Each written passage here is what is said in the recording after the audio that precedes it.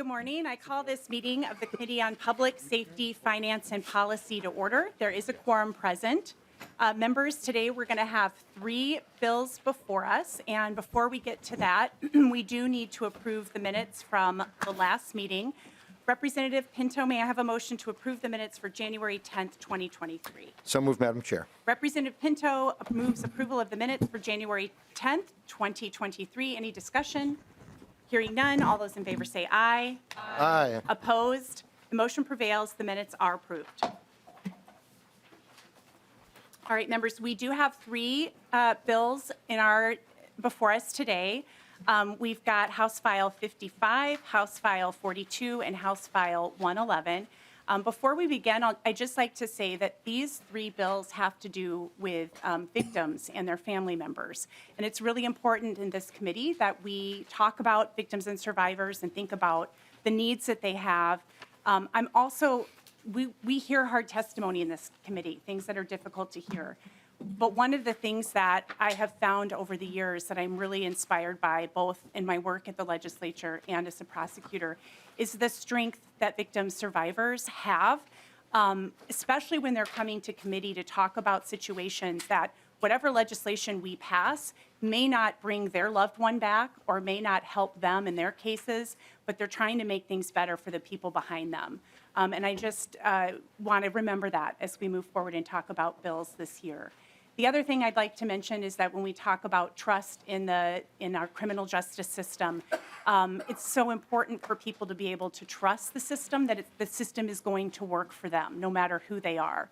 If they have someone who's missing, if they have a family member who's murdered, if they themselves are victims of crime, in order for there to be justice, there has to be trust in our criminal justice system.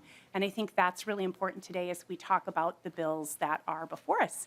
And so with that, we will go ahead and we'll begin with House File 55. And welcome to the committee, Representative Richardson. Since you are not on the committee, I will move that House File 55 be recommended to be re-referred to the Committee on Judiciary, Finance, and Civil Law. And Representative Richardson, I understand that you do have an A2 author's amendment. Is that correct? Yes, Madam Chair. All right, great. So there is the A2 amendment. And members, we will hear about the amendment, and I'll just remind folks, especially because we have a lot of new people on our committee, that it is custom and usage that we adopt author's amendments typically. That doesn't mean we won't discuss them. That is custom and usage here. Representative Richardson, would you like to go ahead and describe the A2 amendment, please? Thank you, Madam Chair. House File 55, as amended with A2, would establish and maintain an Office of Missing and Murdered Black Women and Girls. As a state and a nation, we're facing an unacceptable crisis of missing and murdered Black women and girls, and the data is simply horrific. When we started this legislative work in earnest in 2019, there were an estimated 64,000 to 75,000 missing Black women and girls in the United States. What that significant range told us is that we don't even know the full scope of this crisis. In 2020, more than 100,000 Black women and girls were reported missing. While Black women account for less than 15% of the U.S. population, we make up more than 1/3 of all missing person cases in 2020. Black girls are less likely to receive Amber Alerts and more likely to be classified as runaways.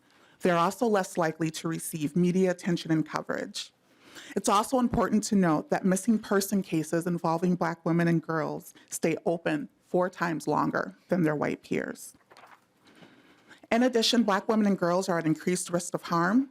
More than 20% are raped in their lifetime. In Minnesota, where Black women make up 7% of the population, we account for more than 40% of the reported domestic violence cases. And to be clear, that's reported cases. I would argue that figure is even higher when you take into account the cases that go unreported. Disparities also abound in human trafficking incidents. A 2-year study of human trafficking found that 40% of sex trafficking victims were identified as Black women. And what is very chilling is that convicted traffickers admittedly believe that trafficking Black women would land them less jail time if caught than trafficking white women. In Minnesota, black women are almost 3 times more likely to die of homicide. Across the U.S., at least 4 black women are murdered a day. This reflects, those numbers are from 2021, and this reflects a 51% increase over 2019, the largest increase of any racial or gender group during that period. Furthermore, the number of unsolved homicide cases of black women rose 89% in 2020 and 2021, compared with 2018 and 2019. Again, a far bigger increase than any other demographic group during this period. This is a crisis, and it doesn't have to be this way. Behind these numbers are real people and real families devastated. We must do better, we can do better, and black women and girls deserve better. And the community agrees. This office has been vetted with community, with individuals with lived experience, grieving families, the faith community, organizations committed to the prevention of domestic violence and human trafficking, elected officials, law enforcement, medical examiners, county attorneys, county social service, youth programs, students, public health organizations, medical associations, education-related organizations, and a diverse group of nonprofits. We know we need to recognize and address the complexities that contribute to this crisis, including domestic violence, intimate partner violence, human trafficking, both labor and sexual exploitation, gang violence, the adultification and sexualization of black girls, disparities in our foster care system and out-of-home placements, homelessness, including those young adults who are homeless because they age out of the foster care system.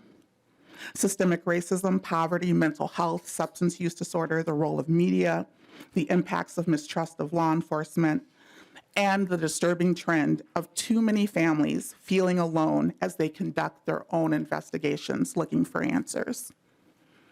This bill would create an office that would go beyond tracking and analyzing the data and root causes of these disparities to include working with community to identify recommendations for strategies and solutions for prevention, supporting families on cold cases, providing grants to further the office's goals, and requiring the Bureau of Criminal Apprehension to operate a missing person alert system, developing guidance to improve outcomes, and conducting much-needed public awareness campaigns.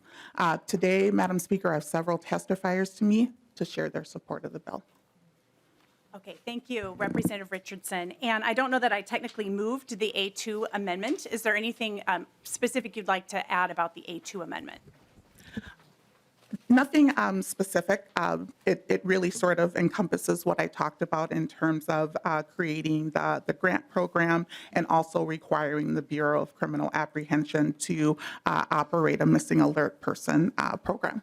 Thank you. Members, any discussion to the A2 amendment before we get, I know there's an amendment to the amendment, but any discussion to the A2 amendment before we get to that? All right, I don't see discussion about that. So before we vote on the A2, we do need to move to the amendment to the amendment. I believe that's the A3. And who would be offering the A3 amendment? That would be me, Chair Moller.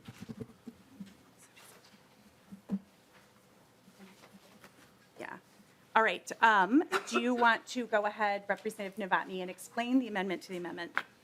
Thank you, Chair Moller. It's a simple just addition of a couple sentences allowing the addition of police departments or government agencies to also be able to apply for grants for this specific training and enforcement techniques.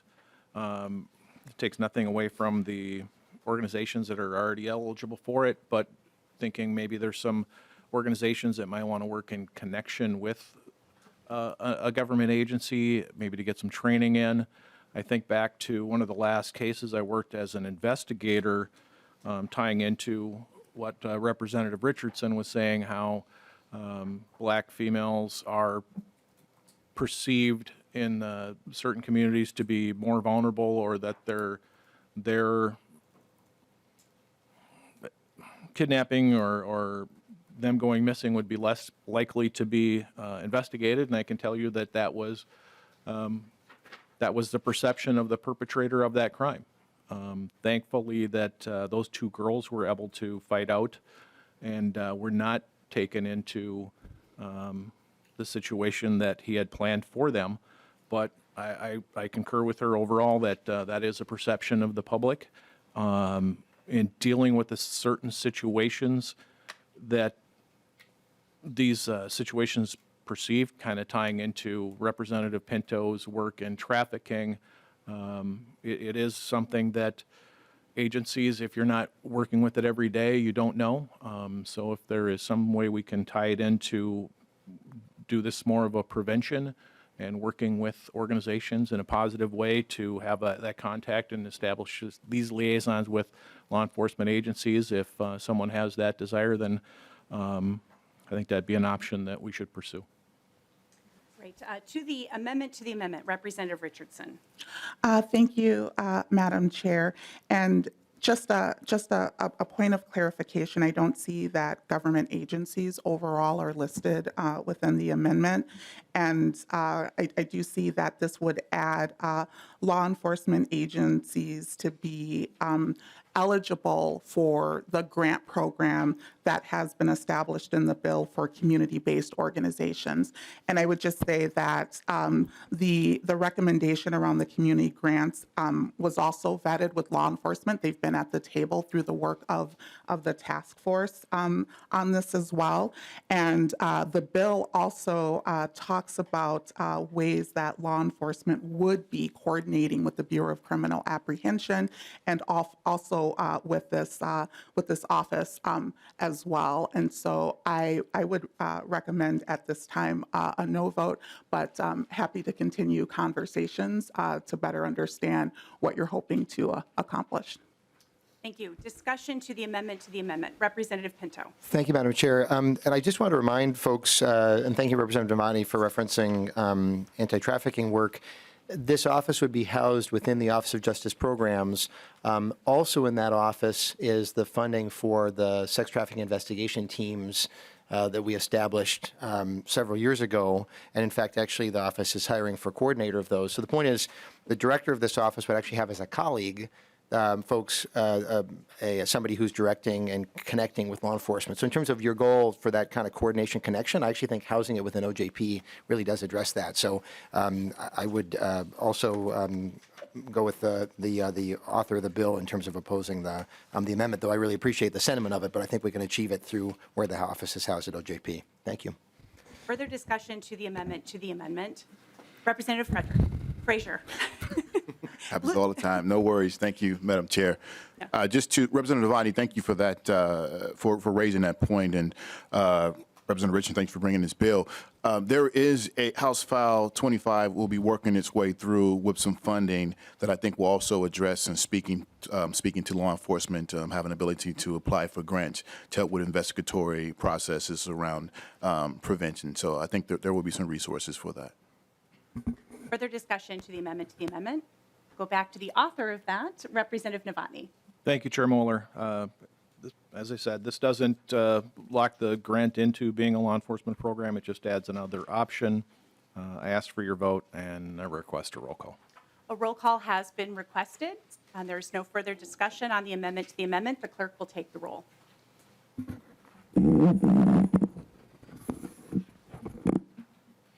Chair Moller, No. Vice Chair Feist, No. GOP Lead Novotny, Yes. Representative Becker-Finn, No. Representative Curran, No. Representative Ingen, Yes. Representative Fraser, No. Representative Grussel, Yes. Representative Hudson, Yes. Representative Hewitt, No. Representative Mueller, Mueller votes yes. Representative Pinto, No. Representative Tapke, No. and Representative Whitty. Yes.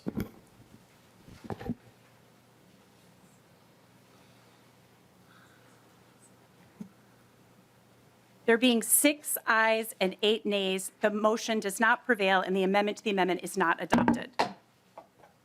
moving on now to a discussion to the amendment. I think I left that open before the A2 amendment. I didn't see any discussion then, so we'll now take a vote on the A2 amendment. All those in favor of the A2 amendment say aye. Aye. Opposed? The motion prevails and the A2 amendment is adopted. All right, Representative Richardson, you gave a great overview of your bill. Are you ready to move on to testifiers at this point? Yes, thank you, Madam Chair. All right, House File 55 as amended is before us, and our first testifier today is Dr. Peter Hayden. Come on up. All right, if you can please state your name for the record and your title and go ahead and begin your testimony. Welcome. Sure. Welcome. My name is Dr. Peter Hayden. I'm the father of Jeffrey Hayden, a colleague of yours, former colleague of yours. And I'm also the father of Sydney Taylor, who's not with us anymore, Aaron Hayden, and my wife, Joyce Hayden. This morning, I thank you, Madam Chair, and members, for giving me the opportunity to speak. Many of our colleagues behind me are women, and usually that's what happens is because the mom is so important in the family. So I'm glad, Representative Richardson, you asked me to speak as a male in a family, a man who raised his children, who all went to Wayzata High School, who all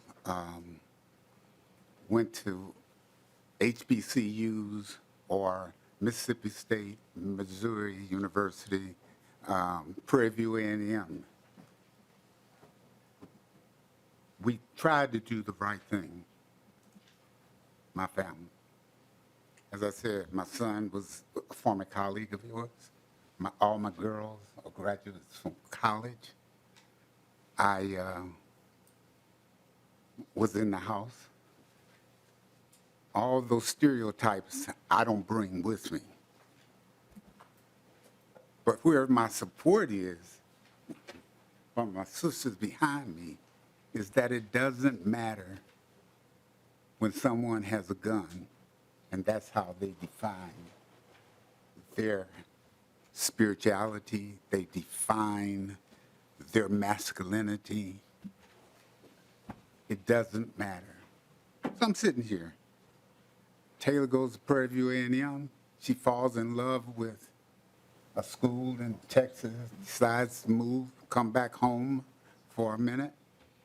And when she leaves, the next person I have knocking on my door are people who are there to serve and protect, telling me I need to call this number because, and I'm asking, what is the issue?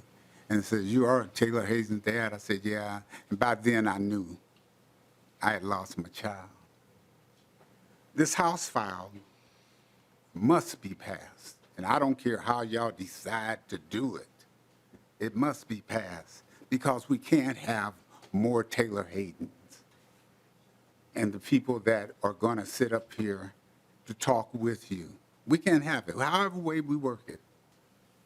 I want you to understand that was not just Taylor, not just the Hayden family, but all the families that's behind me, and some of you have suffered these type of incidents.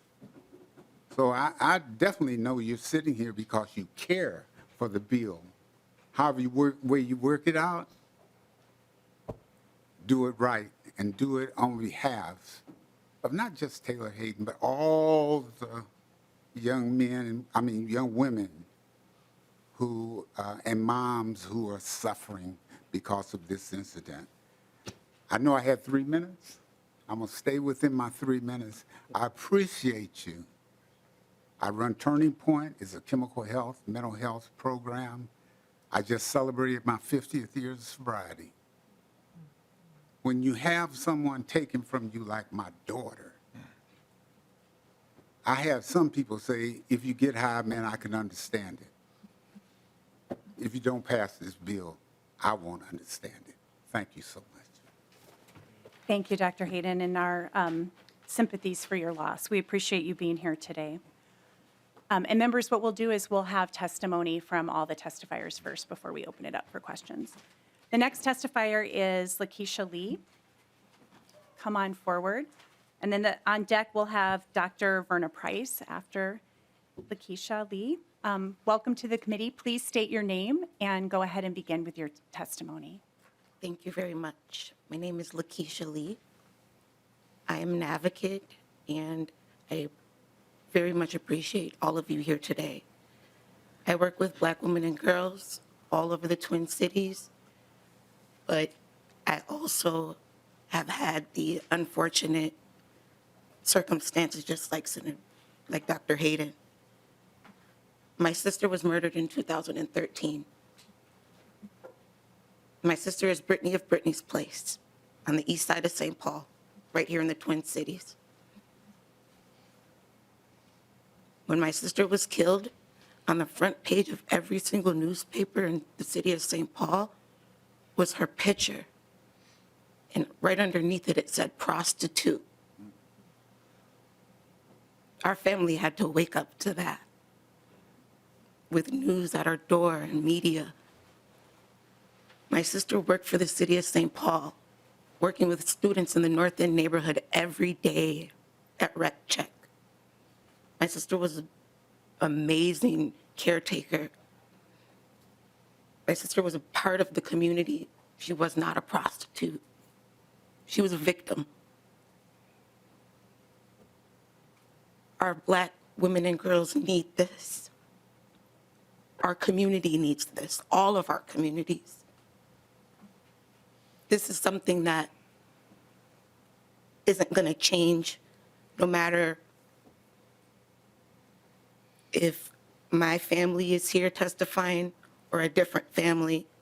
The stories will be the same. We're still here doing the work, showing up and asking for the assistance and the help.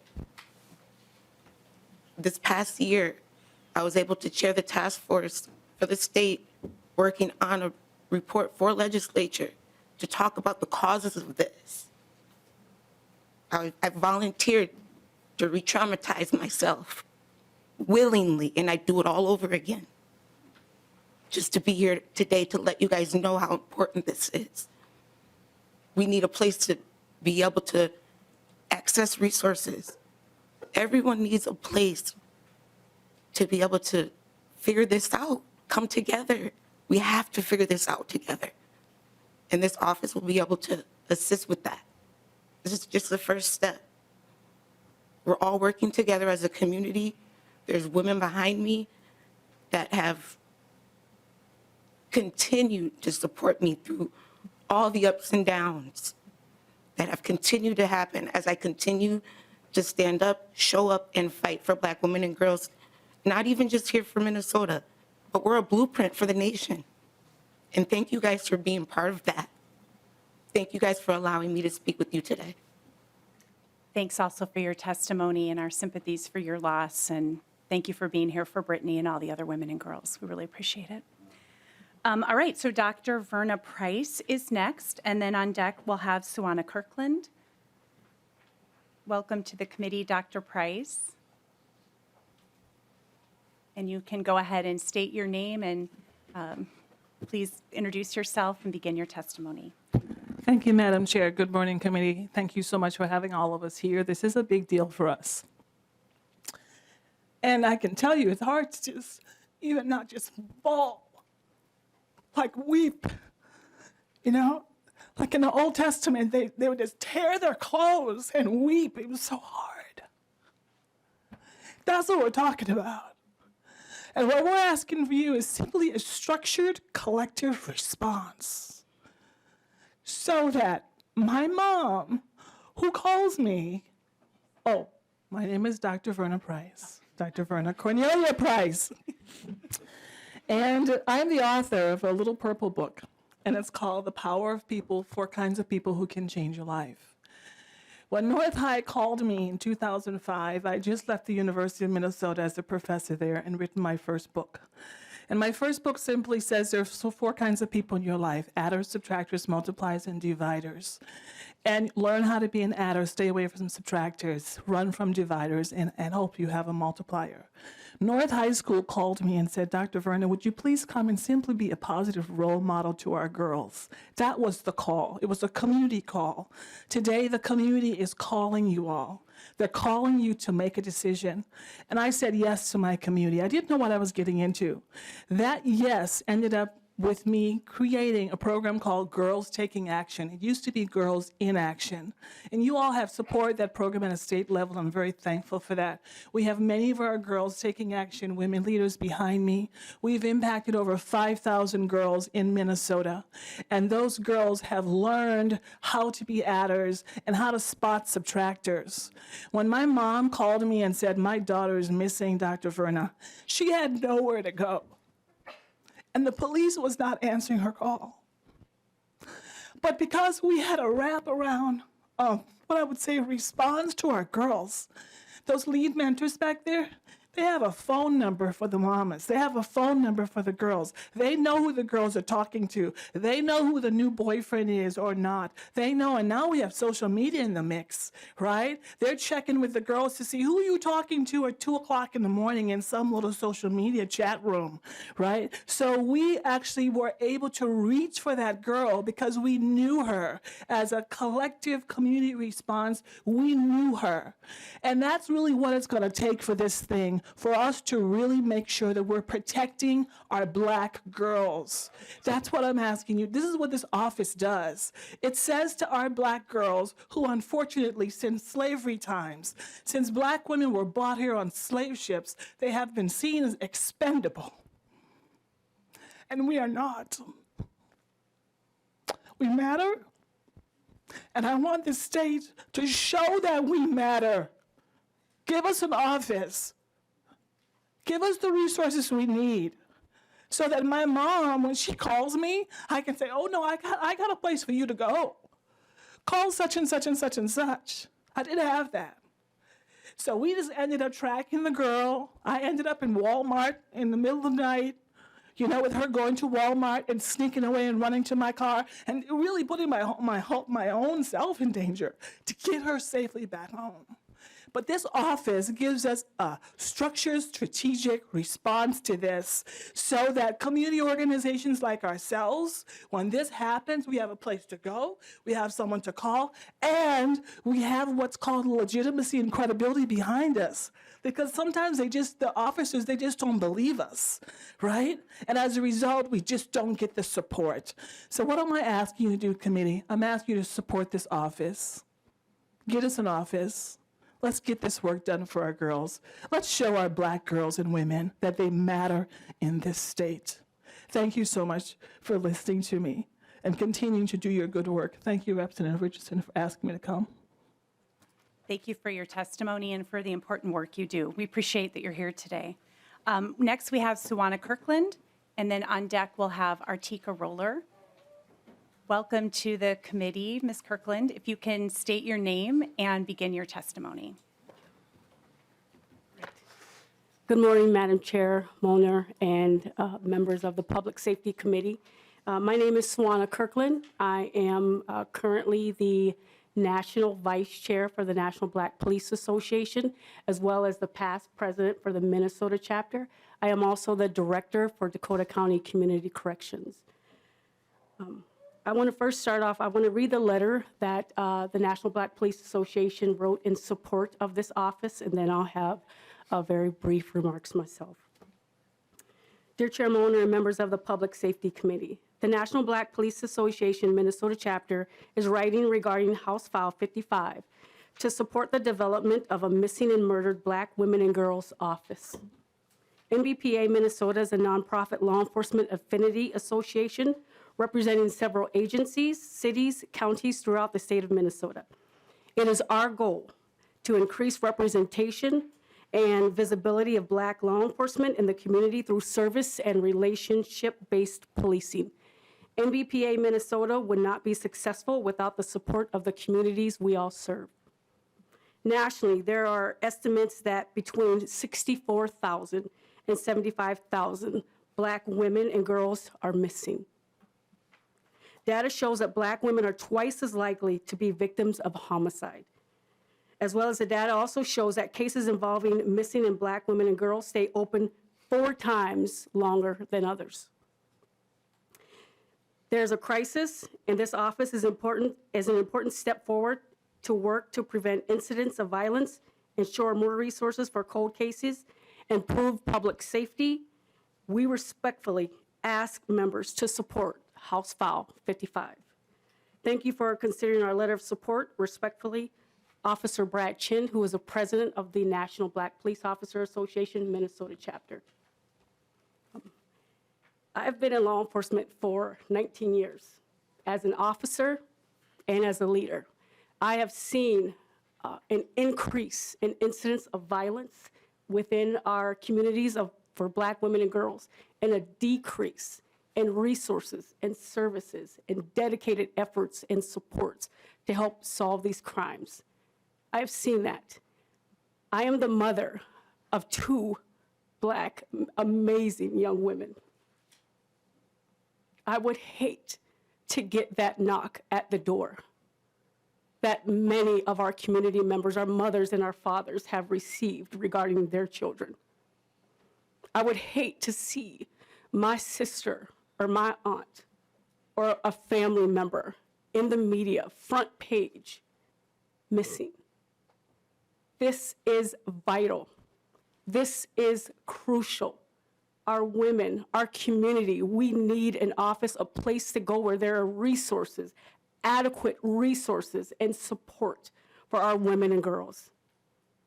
It must happen, and it must happen now. Throughout my work, I go across this country and I talk about the great work that Minnesota has done, the great work that we are charged with. This is a model that can be replicated and implemented across this country. Minnesota must lead in this space. It must lead now. This is our opportunity, and this is our time.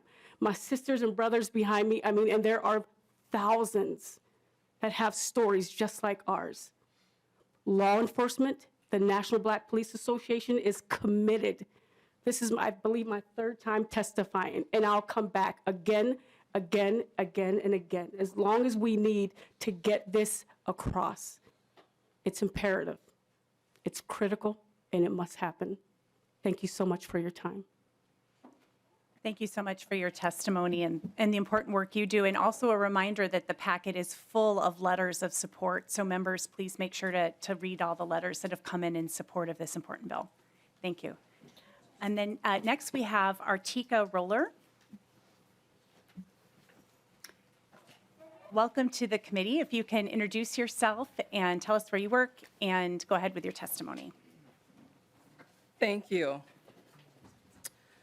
Good morning, Chair Moller and committee members and Representative Richardson. My name is Artika Roller. I am the Executive Director of the Minnesota Coalition Against Sexual Assault, also known as MNCASA.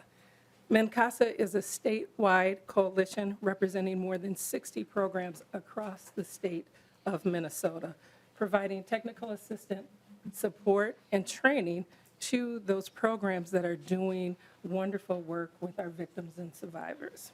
They are our frontline advocates. In my 20-year career, I have been devoted to addressing sex trafficking, domestic violence, sexual assault, and centering the needs of victims and survivors. During my career, I have had the opportunity to see the best of people, and unfortunately, I have also had the opportunity to see the worst of people. I have provided services, and unfortunately, I have lost many of the women and girls that we have worked with to violence and to murder. And my task was to support their families after that horrible incident occurred. The findings of the MMAAW report confirms the harsh truth, one that African American communities in Minnesota have known for a long time. Violence against Black women and girls in our state is in an undeniable crisis that needs to be addressed. This epidemic is the product of over 400 years of targeted violence, erasure, and crimes against Black women and girls, and including systematic barriers to justice. The report revealed that Black women and girls in Minnesota are far more likely to experience violence than their peers. Yet when they turn to our systems that claim to offer support and promote justice, they are often disbelieved, stereotyped, and subjected to additional trauma. This is unacceptable. We have the power to disrupt violence against African American women and girls by establishing and funding a standalone office for the murdered and missing African American women that would also partner with our murdered and missing Indigenous relative office, but would be two separate offices to support the distinct needs of both of our communities. This office will improve outcomes, provide support for Black women and girls in Minnesota and their family. Today, we have the opportunity to do more than just simply acknowledge that there is a crisis, but we have an opportunity to do something. The other thing that we're asking you to do in this process is that we can listen and should listen and also take heed to the wisdom of Black women and girls. They are the ones that actually worked on this report, and we would like to, again, not only listen, but take heed to their wisdom and knowledge. The justice and safety and healing for African American women and girls is long overdue, and we urge you to vote yes for House File 55. Thank you for this opportunity to speak with you today. Thank you for your testimony and also for the important work that you do. I'm sure we'll be seeing you again throughout the session. Yes. Thank you. And we do have one member of the public who signed up to testify. That's Gloria Perez. So please come to the table. Welcome to the committee. Introduce yourself, state your title, and you can begin your testimony. Good morning, Chair Moller and members of the committee. My name is Gloria Perez. I'm the president and CEO of the Women's Foundation of Minnesota. Thank you for the opportunity to testify in support of House File 55. For 40 years, the Women's Foundation has invested more than $45 million in organizations across the state, hearing from our communities the realities that women and girls face and advancing policies that advocate for them. We have long funded work in Minnesota to make it a safer place for women and girls and have supported the passage of important bills such as Minnesota's Safe Harbor Law, the Office of Missing and Murdered Indigenous Relatives, and the Missing and Murdered Black Women's Task Force. Our research with the Center on Women, Gender, and Public Policy at the University of Minnesota's Humphrey School, published last year, shows that gender-based violence from sex trafficking to domestic abuse remains a significant problem in Minnesota. The impact is disproportionately on Black and Indigenous women and women of color. Nationally, Black women have the highest rates of death due to homicide, followed by Native American women. In Minnesota, Black women are murdered at a rate of 2.7 times higher than white women. To find solutions that change systems so that more Black women and girls can be safe and well, we need to listen to the lived experience of women. When we center their experiences and solutions, we can serve the families experiencing the greatest harms. As a result of the leadership of the Missing and Murdered African American Women's Task Force and the work of researchers, community members, Department of Public Safety staff, and legislators, we know more about this epidemic in Minnesota than ever before. The report issued by the task force provides thorough research and, importantly, stories of family members, survivors, and communities who have been impacted directly by the violent death of a loved one or who are still searching for vindication. The report's recommendations are grounded in their voices and experiences. It could not be more important for Minnesota to take the step and establish an office to support families, coordinate investigations, identify connections between trafficking and other crimes, and ultimately change the systems that prevent the violence so that Black women and girls can thrive in Minnesota. I want to thank Representative Richardson for her vision and persistent leadership on this issue. The Women's Foundation urges the legislature to move quickly to establish this office. There is no time to waste in making Minnesota a place that honors and respects the safety and whole lives of Black women and girls. Thank you for the opportunity to testify. Thank you so much for your testimony. Are there any other members of the public who wish to testify? Right. Welcome. Please come on up, introduce yourself for the record, and begin your testimony. My name is Devon Muhammad. I work for Turning Point, Inc. in North Minneapolis. And I have a sister who's a survivor of violence, and I came with Dr. Peter Hayden. I wasn't here to testify or nothing, but when I heard the bill, I just was compounded to just say something. And so I had a sister who was almost murdered in 1981 by Paul Stefani. And this guy was released out of prison. He was released. The FBI knew that they were looking for him, right? And they lost contact of him when he had caught up with my sister and almost killed her. Now, my sister, the reason I wanted to speak because my sister has never recovered from that. And she still has. The reason I'm saying that is because when, there wasn't no resources for her. She had treatment, didn't work, none, just didn't have the resources at the time, right? And so every time, so she called me one night, like about 3 months ago, called me. That's another reason I wanted to say something, because she's still traumatized by this guy, right? After over 30 years, almost 40 years. And so what came on the TV was this documentary saying, well, he runs into another former victim after he killed 3 or 4 Native women, right? He runs into another type of victim, which insinuated that my sister was a street person, that she was a killer also, and so she's always, every time she hears this thing can pop up on the TV at any time, and she'll call me crying. I just heard his voice. And so I wanted to share that it's important that law enforcement, stick to their guns when they're looking for people, especially with women of color, because we are underserved, right?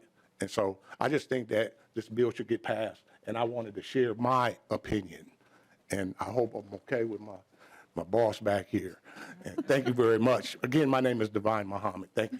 Thank you, Mr. Muhammad. Madam Chairman, thank you. Yes, your boss is smiling and nodding, so I think you're good. But we really do appreciate you being here, and what a great brother you are to your sister for being here on her behalf. So thank you. Seeing no other testifiers, we are going to go ahead and move to member discussion of the bill. Anybody, any comments from members? All right. What's that? Oh, Representative Becker-Finn. Thank you, Madam Chair, and I am happy to be a co-author of this bill. And I did want to encourage members, if they haven't looked at the report where this recommendation came from, that you go and actually look at that report. It's really well put together. And the thing about the report that really struck out to me is, ideally we prevent these bad things from happening to people in the first place, and the connection to providing both temporary and long-term safe housing for people and how that all ties together. It's really easy for folks to agree, like, yes, we need to prevent these things from happening, but then sometimes connecting the dots with actually funding all those pieces that add up to preventing those things is harder for folks. And so I just wanted to make that connection, and also just encourage the public and other members of the committee to go actually look at that report and read through all of the recommendations, not just the recommendation that we start this office. But thank you, Chair Richardson, for being a champion for this issue. It's, I know it means a lot to our community as a Native person that the MMIWR office was established, and it has made a difference for folks now. And so I think it's really important that we continue that work and extend those good things to other parts of the community that need us to lift them up. So thank you. All right, closing comments, Representative Richardson. Thank you, Madam Chair, for. Oh, I'm sorry. Was there somebody else over here that wanted to speak? Representative Hudson. Thank you, Madam Chair. May I ask a question of Representative Richardson? You may. I have a question about the scope of the office. So obviously, we've been focusing on black women, black girls. There's also, I'm sure you would agree, issues with black men, black boys. There was recently a Star Tribune article that discussed the 135 homicides that occurred in Minneapolis and St. Paul during the year 2021. And if you look at the breakdown of those cases, 76% of them were male. I'm sure there's a reason for the specific focus of this office, but I'd like to know what that reason is. Representative Richardson. Thank you, Madam Chair, and thank you, Representative Hudson, for the question. What we know right now in terms of the rising rates of this crisis, we are seeing that murder rates are increasing faster among Black women when compared to other races and other genders. We also understand that cold cases are increasing as well. I understand that as we look at this issue and the complexities of it around gender, there are also an abundant amount of needs that need to be addressed for Black men and Black boys, and happy to work with you on a bill that could really look at addressing that crisis as well. So thank you for your interest and support of that. Any follow-up? No, thank you. All right. Any further discussion? All right, Representative Richardson, closing comments. Madam Chair. Oh, sorry. Yeah, no, Not no. giving people enough. It's different in a Zoom room when the hands just pop up. You have to have a different skill set here. Representative Frazier. Thank you, Madam Chair. Representative Richardson, thank you for bringing this bill. I think it came through last time. We passed it off the floor before, but thank you for bringing it back, and I'm hoping we can get this done quickly. As the father of 3 daughters, this is something that is, it hits close to home for me. And I also have a ton of aunts growing up that are still back in Illinois, back in Chicago.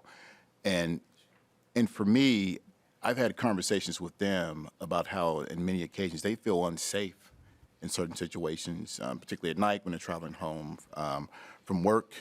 And part of the fear is that if something would happen to them, that there wouldn't be a priority on ensuring that whatever happened would be resolved, or that someone would be held accountable. And I talk a lot about prevention and intervention, and this office is geared directly toward that. Many of the bills I carried have been about putting resources to those efforts, which I think when we talk about any uptick in crimes or any unsafe communities, we often focus on one tool. There are alternatives. There are multiple tools that we can use to prevent these things from happening. So I'm glad you brought this bill. I'm looking forward to voting yes on this. I am a proud co-author of it, so I'm looking forward to supporting it. And Representative, thank you for bringing up the issue about the other issues that are happening in terms of the crimes that are happening in communities at a disproportionate rate for Black men. And I'm glad you brought that up because I will look forward to you for working on solutions to that as well. So thank you. Thank you. Representative Grossell. Thank you, Madam Chair. For the author, the amended version of the bill requires the BCA to operate a missing persons alert program and places additional crime alert network requirements on the BCA. And so I'm looking at the fiscal note, and I'm wondering, have you requested an updated fiscal note with the new responsibilities that are going to be placed on the BCA? Representative Richardson. Thank you, Madam Chair, and thank you, Representative Grossell. I worked very closely with the Bureau of Criminal Apprehension and the Office of Justice Program on the amendment. The Minnesota Crime Alert Network is a system that is already established and in play, and it's already being used for missing persons alerts. And there are requirements that are already in state statute that we're building on, including around Brandon's Law. So the infrastructure is already in place. Any follow-up, Representative Grossell? Okay, one last pause here. I'm looking around. All right, I think now, Representative Richardson, we can have your closing comments. Thank you, Madam Chair, and thank you, members, for the discussion as well. Madam Chair, I appreciate you recognizing the urgency of this issue and hearing this bill early in session and prioritizing this hearing, because since we started work here at the Capitol back in 2019 around this issue, the crisis has only deepened and it's worsened. And I also just want to lift up the reality that because this is not the first time that we are sitting before a committee asking for an office, what it takes for the folks sitting behind me who have experienced significant trauma to return time and time again to relive that trauma. It's not okay. And they deserve better, and our communities deserve better. Everyone deserves equal access to justice, and everyone deserves that to have the answers and accountability. A dedicated response is long overdue, and I ask that members support this bill. Thank you, Representative Richardson. I will renew my motion that House File 55 as amended be recommended to be re-referred to the Committee on Judiciary, Finance, and Civil Law. All those in favor signify by saying aye. Aye. Opposed? The motion prevails. Thanks again to all our testifiers today. Thank We you, Madam appreciate Chair. it. Members, the next bill is Chair Feist's bill, House File 42. We will give her a minute to get up to the testifier table. And members, so you know that the motion before us is to be recommended to be placed on the general register. Representative Feist? Sorry, we need you to, I know. Too chatty. No worries. Representative Feist, would you like to move that House File 42 be recommended to be placed on the general register? Yes, Madam Chair, that is my motion. All right, fantastic. And I believe, Representative Feist, that you also have an amendment, the A1 amendment. And would you like to move the A1 amendment to put the bill in the shape you desire? Yes, I do. All right, would you like to briefly tell us what the A1 amendment does? Yes, thank you, Madam Chair. The A1 amendment simply makes it explicit that the terminology used in the sex trafficking context is the same as the definitions in the labor trafficking. And this was the recommendation from the Minnesota Sentencing Guidelines Commission that we heard from, and we are able to act on that recommendation very quickly by adding it to this bill. All right, thank you. That is very quick work since we just heard that presentation, and appreciate that you were able to make that happen. Any discussion to the A1 amendment? All right, seeing none, all those in favor signify by saying aye. Aye. Those opposed? The A1 amendment is adopted. Representative Feist, please tell us about your bill as amended. Thank you, Madam Chair. This bill was developed in collaboration between the Hennepin County Attorney's Office and the Advocates for Human Rights, as well as labor trafficking experts. The goal with these changes is to address some glaring holes in our existing statutes that enable perpetrators to evade the law. This bill also enhances penalty in labor trafficking scenarios where the victim is under the age of 18, the trafficking occurs for an extended period of time, or the victim suffers great bodily harm or death. My testifier, Susan Crum, is a retired senior assistant Hennepin County attorney in the Complex Crimes Unit, and she'll provide more technical explanation and the specific scenarios that this bill seeks to address. In addition, Madeline Lohman from the Advocates for Human Rights and Superintendent Drew Evans from the Bureau of Criminal Apprehension will be here to testify in support of this bill as well. And we're running late, so we'll be real efficient in our testimony. Thank you. All right, great. Is Susan Crum going to testify first? All right, come on up. Ms. Crum, and welcome to the committee. I used to share an office floor with Ms. Crum, so it's nice to see you over here today. Please introduce yourself, and you can begin your testimony. Yes, good morning. Thank you, Chair Moller and Vice Chair Feist. Good morning, committee members. As the chair has stated, I am a retired senior assistant Hennepin County attorney, but I am here on behalf of the Hennepin County Attorney's Office. And the new county attorney, Mary Moriarty, does fully support this bill, so I did want to share that. Our proposal for amending the criminal statute comes out of our experience prosecuting a labor trafficking case in 2018 in Hennepin County. And I want to point out that the acts that occurred in this were not limited to Hennepin County. They were all over the metropolitan area and affected many people within the metropolitan area. At that point, few labor trafficking cases had actually been charged and prosecuted. There were a few other cases, but they were all arose out of sex trafficking matters and were sort of an alternative charging theory. When we looked at the facts of our case and the language of the statute, we realized that capturing this criminal conduct, describing the control and the exploitation of the victims and holding perpetrators accountable was really going to be challenging. In this case, we prosecuted a labor trafficker by the name of Ricardo Batras. He employed largely undocumented workers in the construction industry. They were doing sheetrock, framing, and the like. He had no workers' compensation insurance. He lacked safety equipment necessary for employees who were working at height, did not pay standard wages, and certainly had no benefits, no payroll taxes, etc.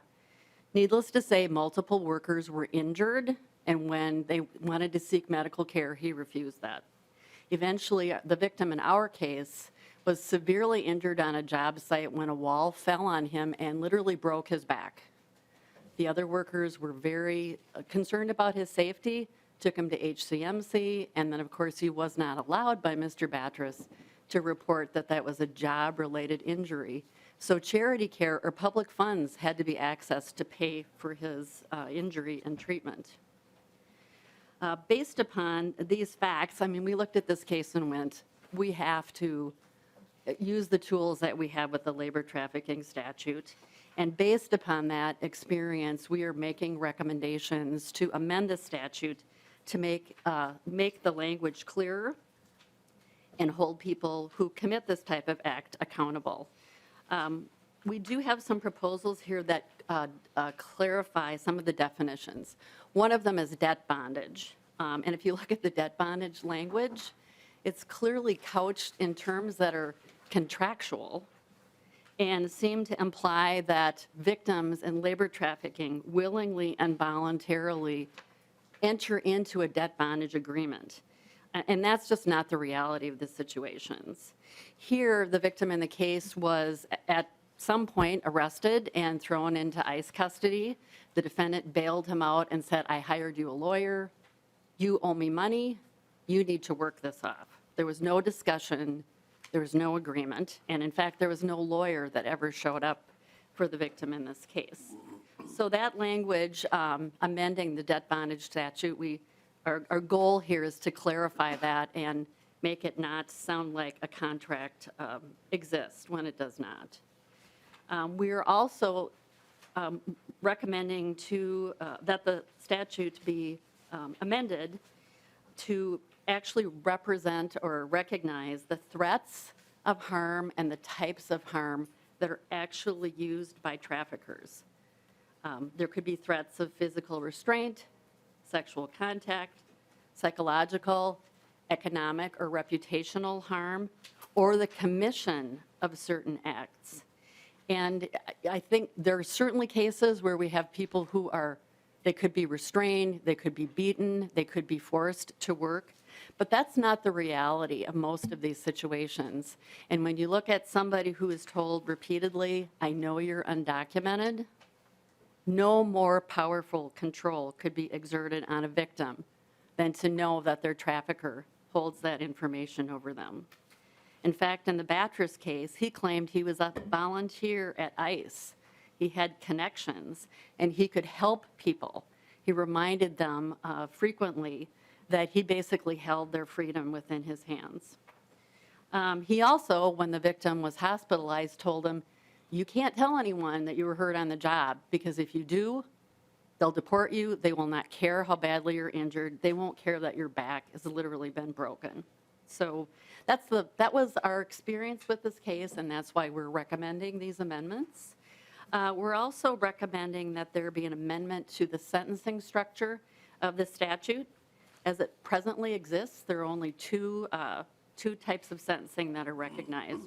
when the victim is a minor, the maximum sentence is 20 years. If the victim is an adult, the maximum sentence is 15 years. We are recommending that that sentencing structure reflect the different levels of harm that a victim could incur within the trafficking situation, and also that it parallel other criminal statutes that recognize different levels of harm. One of the subdivisions would be trafficking resulting in death.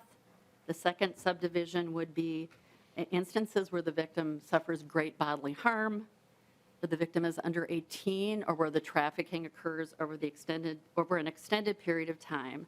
And then the last instance, we would be recommending that the law continue to contain sort of a catch-all labor trafficking. And those relative penalties would be maximum 25 years, 20 years, or 15 years, which is would be the catch-all.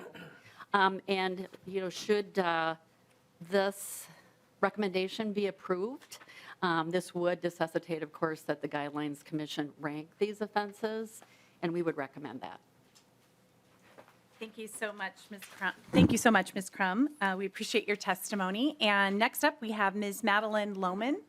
Welcome to the committee. Please introduce yourself, state your title, and begin your testimony. Thank you, Chair Moller and Vice Chair Feist and members of the committee. My name is Madeline Lohman. I'm an Associate Program Director with the Advocates for Human Rights, and we are very pleased to testify in support of this bill today. I'm going to provide some context around the importance of this issue. So the Advocates has done extensive work on labor trafficking in Minnesota. We both provide legal assistance to victims of trafficking, and we do research, training, and protocol development on labor trafficking as well as sex trafficking. For people who aren't familiar with the entirety of labor trafficking, the heart of the issue is that an individual uses control, coercion, or manipulation to get some kind of labor or services from their victim, and the victim believes they're unable to leave or stop. They're essentially trapped in the situation because of the actions of the trafficker. The goal of this bill is to bring clarity to exactly what those actions are to ensure that we are really protecting the full range of victims. This is something that happens throughout the state of Minnesota. We interview people as part of our research, and we serve clients from all over throughout the metro area, but also all parts of greater Minnesota. We've had cases of agricultural workers on temporary visas where the trafficker threatened to withhold their visa and force them to pay kickbacks. We've had cases where family members or people in a romantic relationship are requiring their family member to work and turn over all the money from their job while facing serious abuse in their home. We've also had cases where U.S. citizen youth joined magazine sales crews to go door to door, see the country, earn a good sales commission, and they end up trapped in those situations.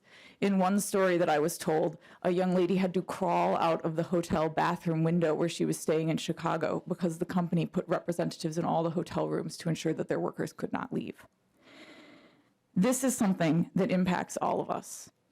Our victims can come from any community, and I think as Susan Crum's testimony showed, it also has costs for all of us in the community. We've seen in the biannual human trafficking report put out by the Department of Public Safety that in 2017, service providers identified nearly 400 victims in the state of Minnesota. We think that even though that is a high number, it is a significant undercount. There is almost no government agency or non-governmental organization that routinely screens for labor trafficking. So these are cases that are uncovered inadvertently in the course of people's other work. I can imagine that if there was regular screening, we would see substantially higher numbers.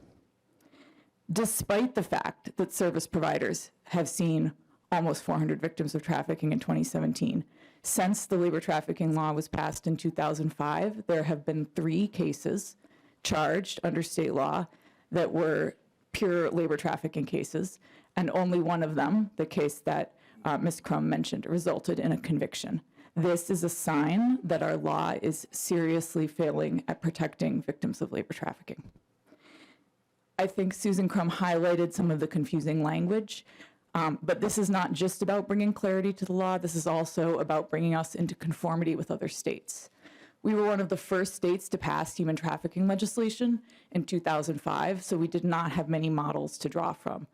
We now have human trafficking legislation in every state in this country, and we can look to it to ensure that we are providing the widest range of protections. So one of the things that Susan mentioned is being explicit that trafficking victims can face not just bodily harm, but also psychological, economic, or reputational harm. This is a provision and the language that is used by 26 other states, including Alabama, Montana, Oklahoma, and New York. We have also introduced new levels of seriousness for sentencing that reflect the harm experienced by victims. There are a number of other states, including Hawaii, Kentucky, Missouri, and Tennessee, that also enhance penalties when victims suffer serious harm. I also want to point out and urge members of the committee to take seriously possible unintended consequences. Increased enforcement and prosecution of crimes can fall unequally on people of color and immigrants. That is a concern of ours. So increasing criminalization of a behavior without knowing whether it will have a racially disparate impact is a concern. But we are driven to support this bill nonetheless because the populations most at risk of labor trafficking are immigrants, people of color, people living in poverty, youth, people with criminal records, people with developmental disabilities, and other highly vulnerable populations that need our protection. We just heard extremely powerful testimony about Black women and girls that are not receiving the protection they need, and that kind of harm is what makes this bill so important to address. But I want to urge robust monitoring and oversight to make sure the law does not increase racial disparities in criminal justice. So thank you, Chair, Vice Chair, members of the committee. I look forward to working with you on this bill.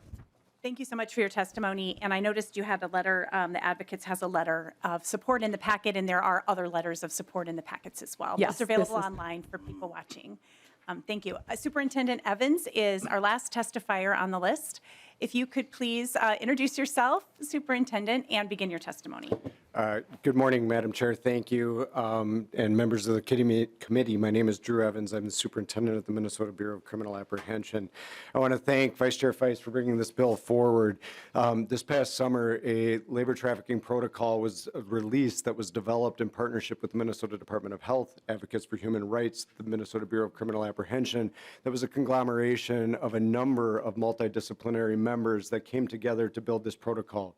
This is an outgrowth of some of that work and a recognition, as Attorney Crum noted today, that there was creating a simplification and plain language in the law that we certainly have seen as we do our work at the Bureau of Criminal Apprehension. I just want to get in front of you today, members, to note that the BCA fully supports this language. We think it's a very good bill that will simplify the laws, as we noted under this, and as the BCA leads the Minnesota Human Trafficking Investigators Task Force, which primarily focuses on sex trafficking that's been noted here today, but there's a recognition of both our team that has several cases underway related to labor trafficking, that there needs to be an increased focus in Minnesota on this type of crime because it really does impact all of our communities across Minnesota.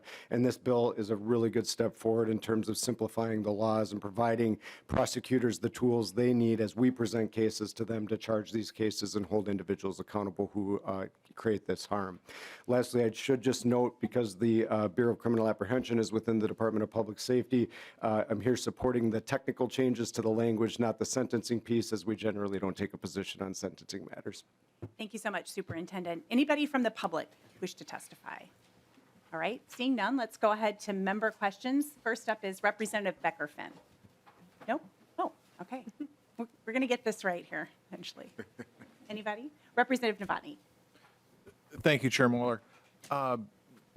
Representative Feist, you removed the lines 116 and 211. Remove the statutes for a definition of the word blackmail. Why are we doing that? Representative Feist. Thank you, Madam Chair. Thank you, Representative Novotny. I meant to mention this up front because I knew somebody would ask. We are not removing blackmail. We're just redefining it as reputational harm, which is the more updated language that's being used. So it still is very much part of the definition of labor trafficking. It's just being used in a different way on line 3.5. where we talk about bodily, psychological, economic, or reputational harm, which is blackmail. Representative Novotny. Thank you, Chair Moeller. Right. Any other questions? Closing comments, Representative Feist. Thank you, Madam Chair. I would just encourage everyone to support this important bill. It's going to protect more victims in Minnesota in a really thoughtful way that will conform we'll have some federal conformity and also some more clarity in the aggravated sex trafficking context as well. Thank you. Representative Feist renews her motion that House File 42 as amended be recommended to be placed on the general register. All those in favor signify by saying aye.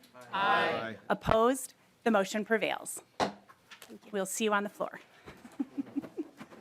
All right, members, we're just going to change spots here.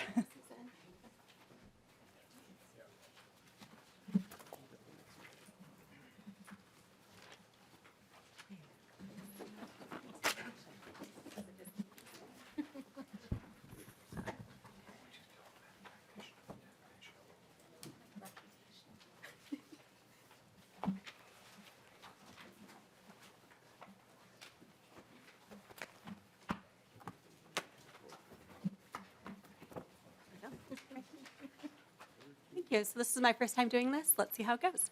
Our last bill up today is HF 111 related to surreptitious intrusion. Chair Moeller, would you like to move your bill? Yes, my motion, Madam Chair, is that the bill be recommended to be placed on the general register. Thank you, Madam Chair. So we have your bill before us. There are no amendments filed on your bill, so please tell us about your bill. All right, thank you, Madam Chair and members. So House File 111 is a combination of two bills that we heard last year. The first part of the bill really wasn't a separate bill because it was in relation to a Supreme Court case called the McReynolds case that came out in the spring of last year. And so it was too late to introduce a bill, but we did address the gaps that were left open by that Supreme Court case with an amendment on the House floor to our omnibus bill last year. And then it moved over to conference committee, and we were able to work with our nonpartisan staff and nonpartisan staff in the other body on this language, and I believe it would have been, if we would have had a bill last year, I believe that this language would have been included.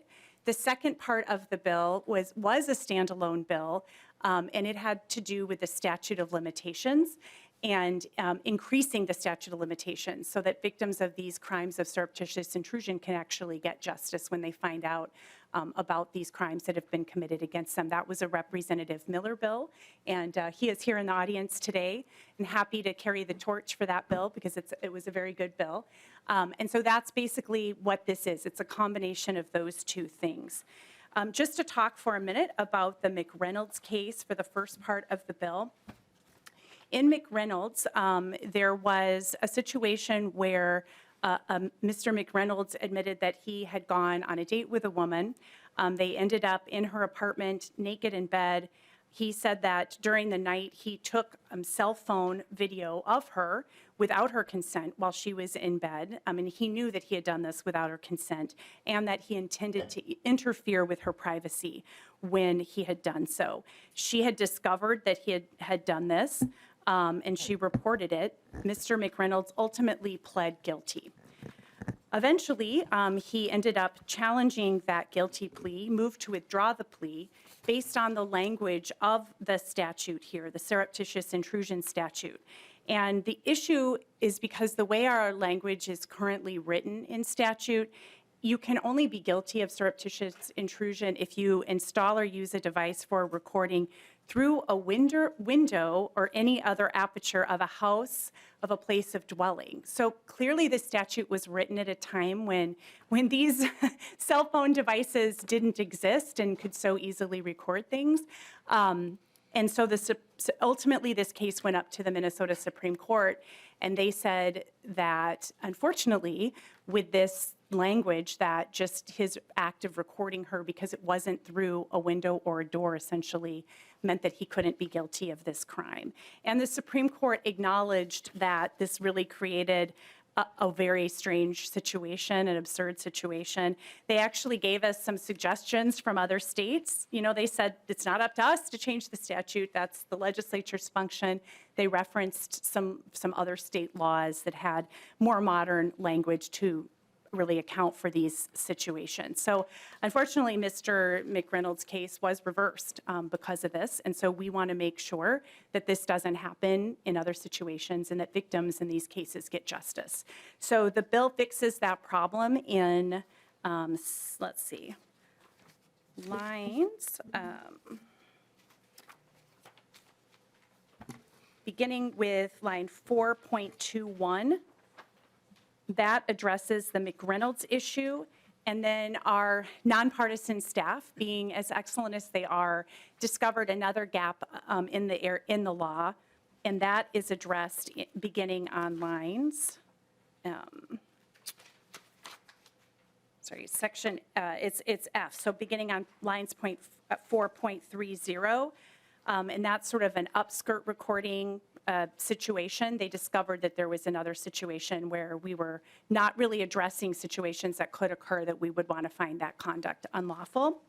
And then if you look to the last page of the bill, that's where the statute of limitations language comes in. That's the Representative Miller's bill beginning on line 10.3.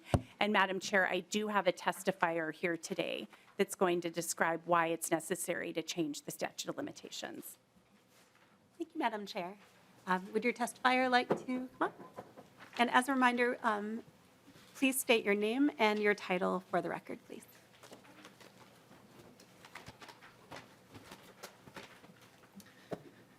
Good morning, Madam Chair and members of the committee. My name is Madeline Pung.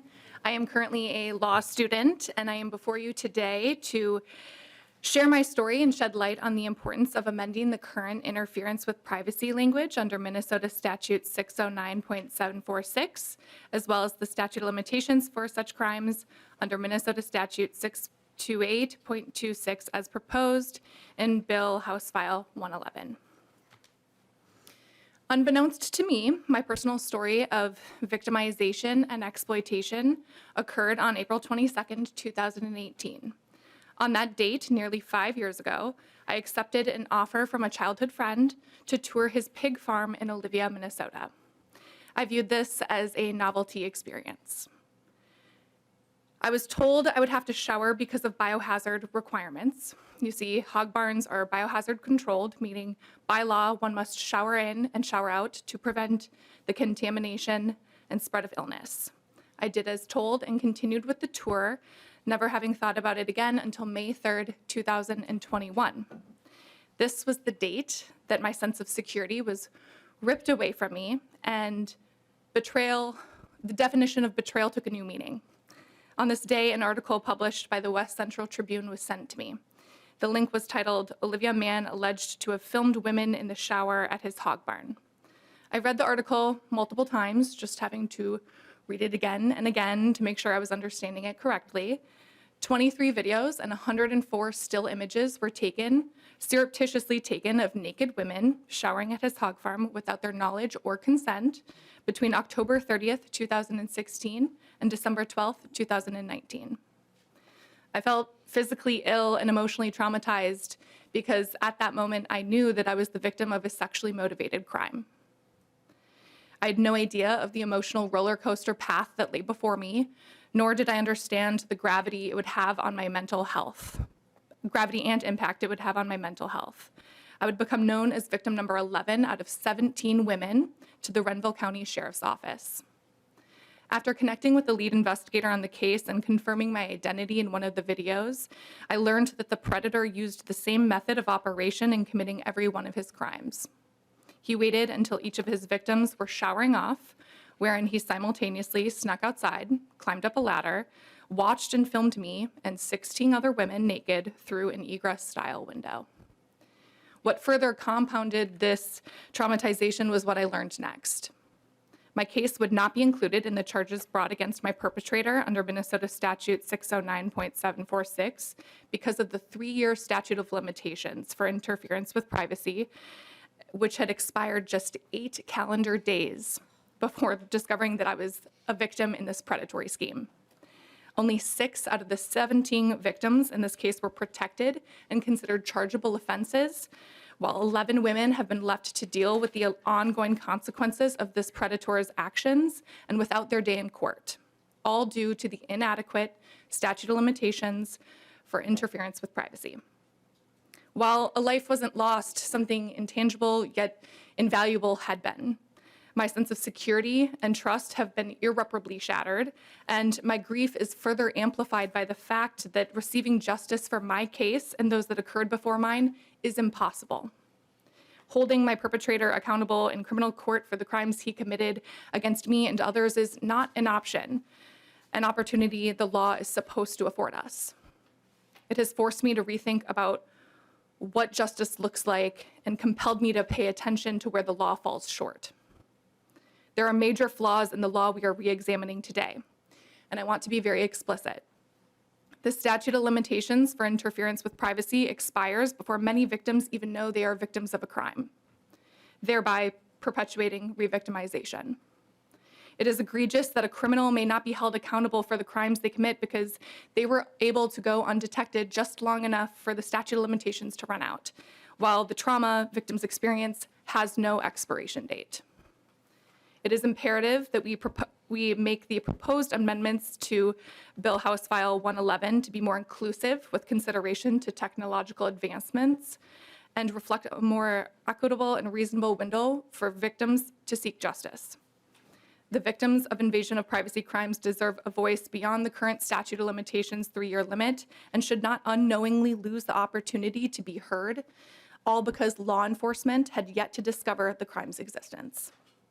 I implore you to approve the revisions proposed today that allow indictments to be found or made and filed within 3 years after the commission of the offense or 3 years after the offense was reported to law enforcement authorities.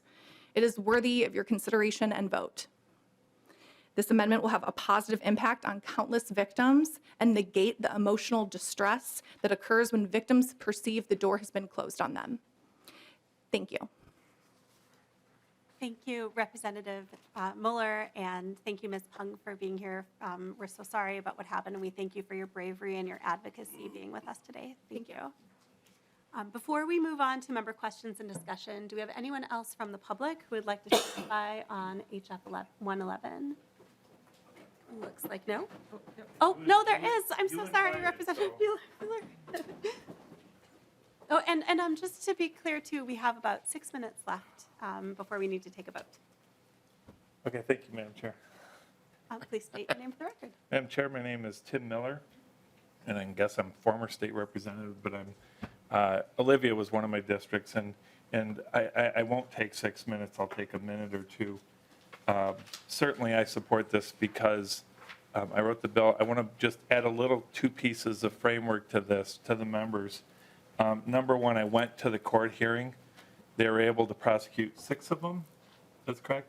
They prosecute 6, but they allowed victim testimony from all of the women who were affected by this. They chose to. Some of them had an advocate, but they all spoke. And for people that have been around me here, they know that criminal sexual assault is not only close to my family, but it's been something that I've worked on. And to hear their testimonies and to hear just how deep, just to give an example, there's a couple of the testimonies there that they only take showers in the dark now in their own home. And they didn't even have their voice in court. So I think this is a way that we can address this in a broader sense, and this is what I want to finish with, is Representative Moller and I have worked we worked for about 4 years on criminal sexual assault law, and this typifies what the issue is. Our laws are okay, the execution doesn't always work right, and that's what we really have to update. This is one small example. I guess my advertisement would be that as you look at future criminal sexual assault law, understand that stories like this and a lot of other ones that I experienced in my district of child sexual assault, of other things where people are basically getting away with it, okay? It's a problem in our state, and I know that we are a state that really wants to address this, so I encourage your support for this bill and any future legislation. Thank you, Madam Chair. Thank you. And thanks for coming back to join us today to see this bill through. Where are we now? I think, Representative Moller, I'm sorry, member discussion. I got there. Do any members have any questions or comments? Chair Feist, I'll be very brief. Novotny. Thank you, Representative Miller, for coming back and bringing this, and very impressed that you actually kept it at a minute. Thank you for that. My only question would be, Chair Moller, under line 524, we've got the language for 2 or more violations. Don't know if you'd entertain the thought of changing that or amending that if it goes through. I don't know why we don't upgrade the penalty at 1. With that, I am urging my members to vote yes on this. Chair Muller. Yeah, thank you, Chair and Lead Novotny. So this didn't change. This is really just closing those loopholes at this point. We didn't discuss any increase in penalties right now because we wanted to make sure that we just close those loopholes or close those loopholes. But if you wanted to discuss additional penalties, perhaps in a different bill, I'd be glad to do that. Thank you. Any closing comments? Yes, thank you, Madam Chair and members. I just forgot to mention that we do have the support of both Minnesota Coalition Against Sexual Assault and the Minnesota County Attorneys Association for this bill. I appreciate your support. Thank you. Thank you. And with that, Representative Moller renews her motion that HF 111 be recommended and placed on the general register. All those in favor signify by saying aye. Aye. All those opposed or any opposed? No? Great, the motion prevails. All right, thank you. And I'll just, if you want to stay there to adjourn, I'm just going to make an announcement quick from the table over here so we don't have to spend time going back and forth. Members, just want to remind you that we are having a nonpartisan with each of our caucuses, Criminal Law 101 training via Zoom tomorrow. We have different times scheduled, the DFL and the GOP. Just want to really highly encourage everybody to go there, and thanks in advance to our nonpartisan staff for putting that together. I think that information is going to be really useful to us as we move forward with this session. Also want to announce that Law School for Legislators is also going to be available on January 20th and January 27th. That's an outside event, but you should have received some information about that. I have not gone, but I plan to attend some of the sessions this year, and I'm really looking forward to it, and I know they put on a great presentation. So those were the only announcements that I had, Madam Chair, if you want to, and then I'll just say we have 2 bills on the agenda for next Tuesday, but if you want to go ahead and adjourn us, that's great. Great, and with that, this meeting is adjourned.